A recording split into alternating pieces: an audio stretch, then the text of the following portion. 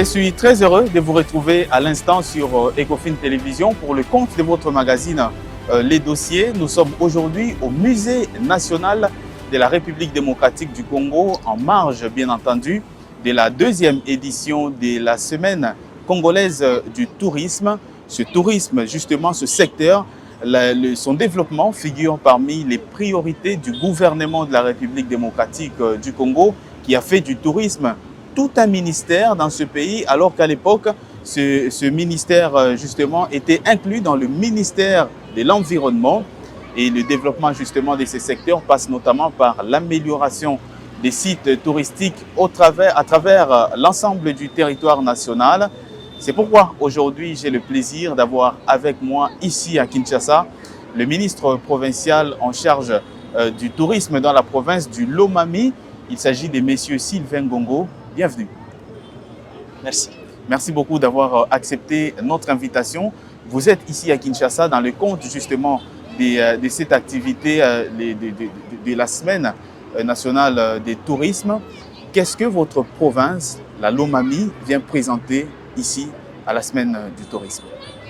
Merci beaucoup, messieurs les journalistes. Bien sûr, vous l'avez dit, je suis venu dans les comptes de la province de Lomami représenter son Excellence, Monsieur le Gouverneur Nathan Ilunga Lumbi, à qui je rends particulièrement les hommages les plus différents pour sa bonne foi, afin que la province de Lomami soit valablement représentée. Merci. Le secteur du tourisme, c'est un secteur très important. La Lomami a pris de grandes mesures pour que la province soit valablement représentée. Vous savez, la Lomami a des grands sites touristiques. Certains sont déjà découverts et les autres nécessitent une découverte dans les jours à venir. Qu'à cela ne tient, d'abord je vous retrace une brève historique de la province de la Lomami. Justement, cette province qui est issue du démembrement du Kasaï oriental. Bien sûr. Allez-y. Elle est parmi les 26 provinces de Lomami. Pour votre information, c'est la province, je dirais, grande, parce que elle regorge 5 grands territoires. La plus grande dans l'ensemble de l'espace Kasaï. Bien sûr. C'est une province qui a 5 territoires et 2 grandes villes. Il y a les territoires de Kabinda, les territoires de Lubao, de Ngandajika, de Kamiji, Lulu, ainsi que les 2 grandes villes, la ville de Kabinda et la ville de Mwenadito. Donc, cette province regorge des potentialités touristiques énormes qui nécessitent une descente sur terrain pour découvrir la beauté de la province. C'est une province agro-pastorale. Vous avez vu les jours de lancement de la semaine congolaise de tourisme, on a présenté, voulais-je dire, tous les produits vivriers. Il y avait les différents produits. Vous êtes moins oculaire. À part ça, la province de Lomami regorge des sites touristiques. Entre autres, nous avons des lacs à eau chaude. Ça, ce sont des sites miraculeux. Des lacs à eau chaude? Oui. Quand vous arrivez dans ces lacs-là, l'eau est chaude. Vous pouvez même, je dirais, cuire quelque chose. Faire la cuisson dedans? Bien sûr. Ah ouais. À part ça, il y a les endroits purement miraculeux qui nécessitent une découverte. Vous avez vu, j'ai présenté hier l'image de la photo de la pierre qu'on appelle la pierre de Yakitengekou. C'est un grand chef de cette entité dans l'espace Songhe, cette pierre miraculeuse aussi. J'ai informé hier au public que la province de Lomami a connu des avancées touristiques énormes. Nous avons la prison de la Lujimbi. C'est la deuxième en Afrique après la prison de l'Égypte. Tout à fait. Je m'étonnerais quand les gens félicitent certaines maisons carcérales en oubliant la deuxième en Afrique qui est la prison de la Lujimbi. La prison de la Lujimbi dans le Lomami, oui. Elle a combien d'années? Parce que vous dites que c'est la plus ancienne. La plus ancienne, je vous dis, si vous voulez comprendre cette prison, c'est une prison qui a beaucoup duré. Je vous présente même l'image, vous allez vous-même voir cette prison, un milieu touristique très important qui a existé au niveau de la province de de la Lomami, une prison qui a duré après l'époque coloniale, voulais-je dire. Vous savez, quand il y a eu la colonie belge... C'est un peu plus d'un siècle. Vous savez, c'est déjà un siècle. Depuis 1922? Bien sûr, c'est une prison qui a beaucoup duré. Après la prison de l'Égypte, nous avons la prison de la Loudine. Ça, c'est au niveau de l'Afrique. À part ça, nous avons des monuments qui nécessitent les améliorations. Nous avons aussi des chutes dans la Lukashi. Nous avons des lacs en chevauchement, toute une chaîne. Donc, je vous ai présenté hier un certain monsieur qu'on appelait Ngongo Lutete. Tout à fait. Ce monsieur, on dirait, il était connu, il a créé même des marchés avec certains typos. Je vous ai dit qu'il y a les lieux où il est égorgé. Les fameux typos qu'on enseigne dans les cours d'histoire partout en RDC. Bien sûr. Les lieux où cet homme égorgeait les gens, pour votre information, aujourd'hui l'herbe n'y pousse pas à cause de ces sens. C'est un milieu qui nécessite une découverte et un arrangement. Il fallait quand même essayer de rendre ces lieux touristiques. L'herbe n'y pousse pas à cet endroit. C'est un milieu miraculeux. Il fallait se poser la question de savoir pourquoi l'herbe ne pousse pas à ce niveau. À part ça, l'endroit où il a été enterré, il y a eu une apparition miraculeuse d'une termitière à cet endroit. Donc, d'une manière un peu condensée, la province de la Lomami a des sites touristiques qui nécessitent quand même une descente sur terrain. Tout à fait. Sauf qu'il y a un obstacle. Justement, c'est justement à ça que je voulais en arriver. Oui. Vous avez énuméré les sites touristiques et toutes les potentialités qui regorgent le secteur du tourisme dans votre province. Quels sont aujourd'hui les obstacles que vous rencontrez? Qu'est-ce qu'il faut aujourd'hui, notamment en termes de soutien du gouvernement central, pour pouvoir relancer le secteur du tourisme dans votre province? Bien sûr, je l'ai dit et je le répète, nous avons un obstacle lié aux infrastructures routières. Si aujourd'hui on a rangé la nationale numéro 2, on a rangé la nationale numéro 1 en passant vers la ville de Moneditou, la nationale numéro 2 en quittant Bujimaï vers Kabinda, vers le Maniema, je vous dis et je vous confirme que ces sites seront visités.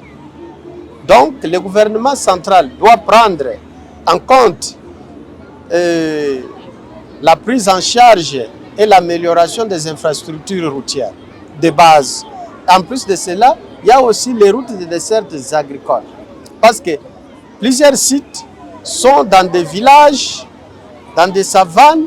Donc pour y accéder, il y a un problème d'accessibilité. Donc il faut l'arrangement. L'arrangement, il fallait qu'on puisse construire quand même les infrastructures routières sur les deux nationales et puis penser à améliorer les infrastructures routières dans des dessertes agricoles, les routes des dessertes agricoles. Donc, à cela, ça peut attirer les touristes. Hormis cela, dans la Lomami, il y a aussi les hôtels. Les hôtels, il y a certains hôtels en plein chantier, il y a les hôtels déjà terminés. Donc, quand les touristes viendront dans la Lomami, ils seront bien heureux et ils seront bien accueillis. Pour votre information, la population lomamienne est hospitalière. C'est une population hospitalière. Une hospitalité légendaire. Qui accueille une population solidaire, qui accueille les différents voyageurs, les différents touristes qui auront l'occasion de visiter la Lomami. Visitez la Lomami, vous connaîtrez ses potentialités touristiques et ça va vous attirer. Parce que nous avons, il y a aussi une caverne de chauves-souris. Quand vous allez au niveau de Camige, là, il fallait visiter tous ces endroits. Donc, quand vous descendez dans les territoires de Lubao, c'est là où vous trouverez ces lacs à eau chaude. En Koto, il y a aussi les chiites, il y a les endroits où les Arabes ont été tués. Vous irez qu'on appelle monument de Binjidi dans le groupement de Bekale Boyango. Il y a aussi les sites Quand vous allez à Sowe, vous allez trouver une chute de Kadiadi. Donc la province de Lomami regorge des potentialités touristiques à un haut niveau.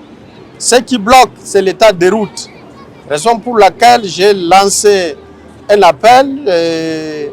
Je sais que son Excellence, Monsieur le Gouverneur Nathan Ilunga-Numbi, avait déjà fait un lobbying pour que le gouvernement central puisse quand même prendre en compte l'état des infrastructures routières de la Lomami. Je sais que quand vous visiterez la Lomami, vous ne serez pas dessus. Il y a des potentialités touristiques à un haut niveau. Quand vous voyez là-bas, il y a des minéraux. Dans la Lomami, vous trouverez, il y a de différents minéraux. Il y a les diamants, il y a de l'or, il y a même le mercure rouge. Donc, compte tenu de l'état de nos routes, c'est ce qui empêche l'accessibilité facile. Tout à fait. Nous lançons... Donc aujourd'hui, pour être bref, si on doit commencer par relancer le secteur du tourisme dans la province de la Lomami, il faut d'abord commencer premièrement par la construction des infrastructures routières. Bien sûr. Et après les routes, qu'est-ce qui suit? Oui, après les routes, on peut aussi penser aux infrastructures de base. Essayer quand même parce que agrandir la capacité d'accueil en construisant un patrimoine propre et en faisant de sorte pour arranger.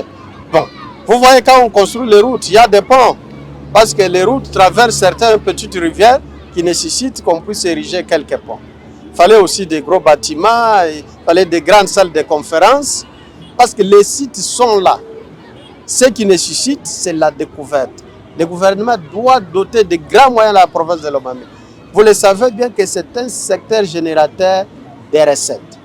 Alors, si et seulement si, le gouvernement, je sais que le chef de l'État est animé de la bonne foi pour essayer de désenclaver la province de Lomami. Nous demandons son implication personnelle pour que toutes les routes soient arrangées. Ça, c'est la priorité.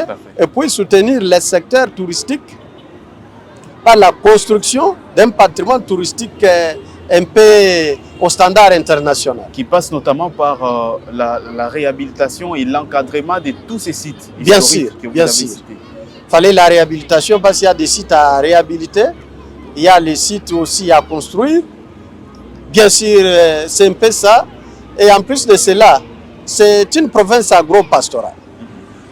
Vous avez vu, voyez, les poissons sont là. L'agriculture. Oui, il y a une pierre miraculeuse qui est là. Cette pierre, si vous êtes stérile, vous allez recevoir les enfants. Il suffit que vous allez sur cette pierre. Ça, les gens en ont expérimenté.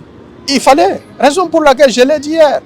C'est question d'accéder, visiter la Lomami et vous connaîtrez ses potentialités touristiques. Ça veut dire, quelqu'un qui est stérile, il va dans la Lomami, il touche la pierre, et le problème est résolu. Il suffit d'aller s'incliner devant cette pierre, vous devenez fécond. Je l'ai dit hier que tentez. Allez, quand vous arrivez sur cette pierre miraculeuse là-bas, il suffit que vous y accédez. À votre retour, vous nous donnerez raison. Il fallait aller palper, tenter cette réalité. C'est un site touristique à valoriser. Un patrimoine, vous voyez que ça résout. Au lieu de chercher les produits, ceci, il suffit d'aller plaider votre cause à cette pierre miraculeuse. J'espère que vous rentrerez fécond. Alors ça c'est sûr, il y a beaucoup de gens qui nous suivent et qui peuvent trouver expérimenter ça justement dans la Lomami. Des solutions dans la province de la Lomami. Oui. Justement parce que nous parlons du secteur du tourisme dans votre province, qu'est-ce que ce secteur apporte aujourd'hui à la province de la Lomami en termes de contribution notamment aux recettes de la province, au budget de la province et de manière globale sur le plan économique de cette province? Merci beaucoup. Bien sûr, le secteur touristique ou le secteur du tourisme apporte toujours et contribue au budget de la province. Il y a les taxes perçues, il y a les taxes que ce secteur génère par rapport au budget de la province. Par exemple, quand vous allez dans des hôtels, les restaurants, il y a des taxes pour les passagers. Tout ça, ça contribue au budget de la province. Raison pour laquelle nous insistons, si les routes sont améliorées, on aura plus de passagers qui vont payer la taxe pour les passagers. Cette taxe va générer trop de recettes à la province.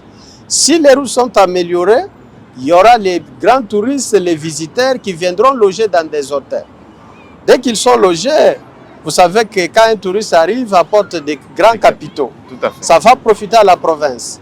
On va payer les produits agricoles, on va payer les droits touristiques en visitant nos sites. Là, il y a une taxe. Donc, c'est un secteur qui contribue d'une manière quand même acceptée. Manière concrète, oui. Au budget de votre province. Oui. Le tourisme, justement, si on peut évaluer aujourd'hui de manière chiffrée, à quelle hauteur participe le secteur du tourisme au développement économique ou aux recettes de votre province? Si je ne m'abuse pas, je vous ai dit les obstacles rencontrés par rapport à ce secteur compte tenu des états de nos routes. Qu'à cela ne tienne, on peut estimer, quand même pas, c'est une estimation, sur les 100% du budget provincial, le secteur du tourisme ne peut pas manquer un pourcentage même allant de 5% du budget. C'est déjà beaucoup.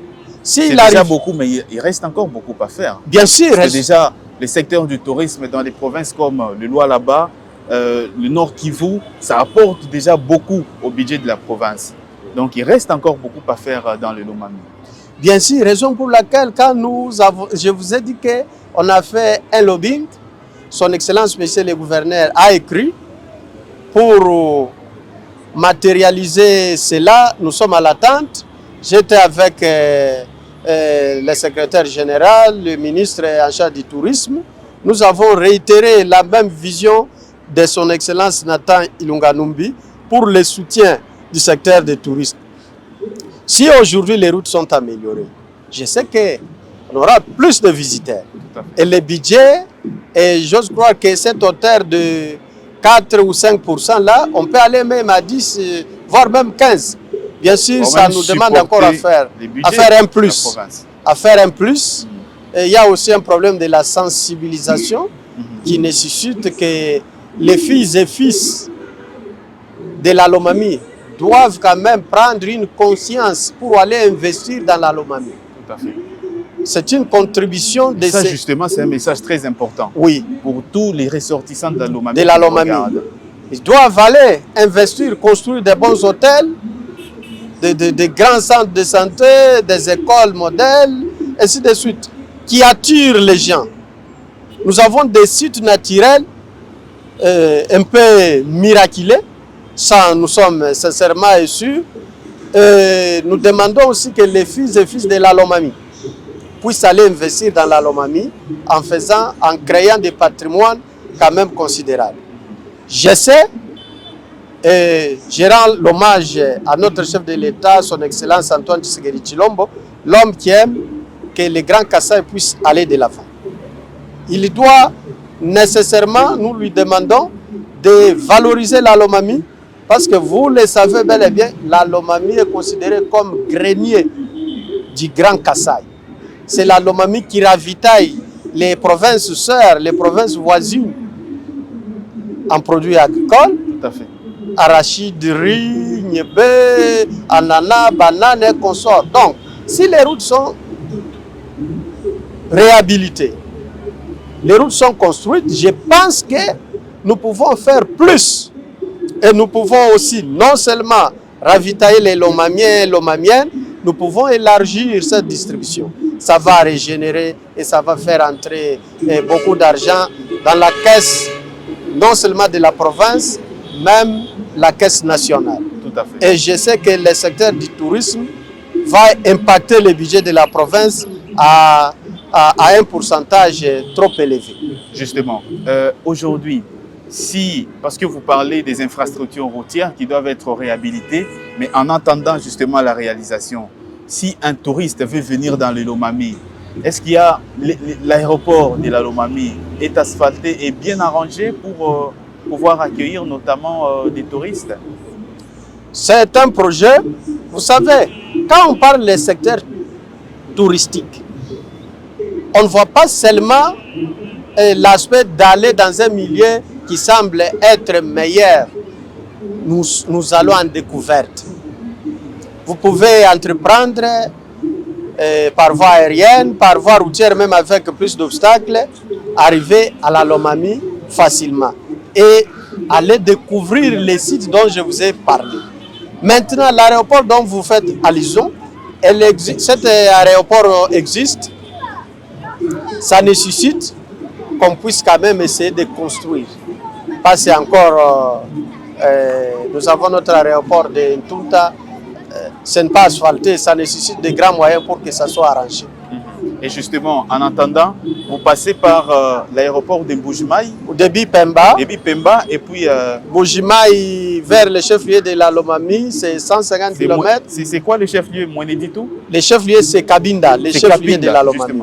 Mweneditu se trouve... C'est une ville, je vous ai dit à l'introduction que la Lomami a deux grandes villes.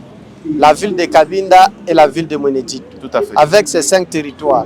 Le territoire de Lubao, le territoire de Kabinda, le territoire de Ngandajika, Kamij et Louis. Ce sont ça les entités qui constituent cette province de la Lomami. Et aujourd'hui, vous êtes à la deuxième foire, à la deuxième semaine des semaines congolaises de tourisme. Quelles sont vos attentes justement en venant exposer ici à Kinshasa? Les attentes sont multiples. Je suis convaincu que les ministres ou le ministère de tutelle a pris bonne note sur toutes nos demandes. Nous espérons déjà les résultats dans les jours à venir. Parce que nous avons posé de sérieux problèmes liés aux infrastructures routières. Il y a aussi l'Office national de tourisme que nous avons invité d'aller visiter Lomami. Il y a les fonds de promotion touristique. Nous avons dit que non, le tourisme ne doit pas seulement s'arrêter ici à Kinshasa. Il y a les sites non encore découverts qui nécessitent une descente sur terrain. Je leur ai dit que quand vous voyez les lacs à eau chaude, si vous n'y arrivez pas, vous allez découvrir comment. Alors, il faut une descente sur terrain. J'ai plaidé hier, on pouvait même aller visiter, lancer la 3e semaine congolaise à la Lomami pour découvrir ses potentialités touristiques. C'est un peu ça, messieurs les journalistes.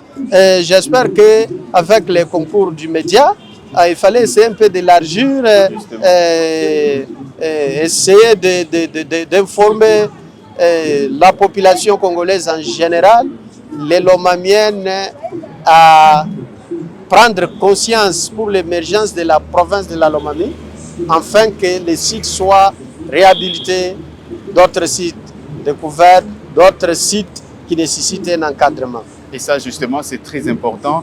À l'instant même que nous tournons cette émission, vous êtes suivi par beaucoup de gens, notamment votre ministre des tutelles, M. Modero Tsimba, le président de la République également. Quel est votre message à leur adresser pour justement la relance de cette activité, de ce secteur du tourisme dans votre province? Oui, avant de donner le message, j'adresse mes remerciements au chef de l'État, celui qui a accepté que le tourisme soit effectif. J'adresse en seconde position les remerciements au ministre du Tourisme pour sa bonne foi, parce que ce n'était pas chose facile pour l'organisation de cette activité. Et en troisième position, j'adresse mes remerciements les plus sincères à son Excellence Nata Ilunga Numbi, qui a accepté que la province soit valablement représentée. Aujourd'hui, il s'est dépassé, quels que soient les sérieux problèmes du point de vue économique, il s'est donné la bonne volonté de nous accompagner sur tous les plans. Vous savez, la RDC, vous-même vous avez vu comment la Lomami a été représentée.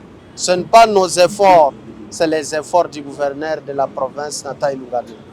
Les messages que je lance, je demande un appui matériel, un appui financier et une visite sur terrain pour la réhabilitation des sites touristiques ainsi que la découverte d'autres sites qui nécessitent l'encadrement.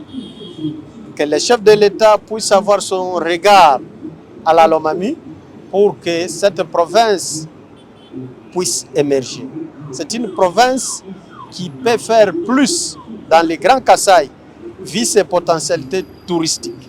Alors nos bras la province reste en attente pour qu'elle soit appuyée sur le secteur du tourisme.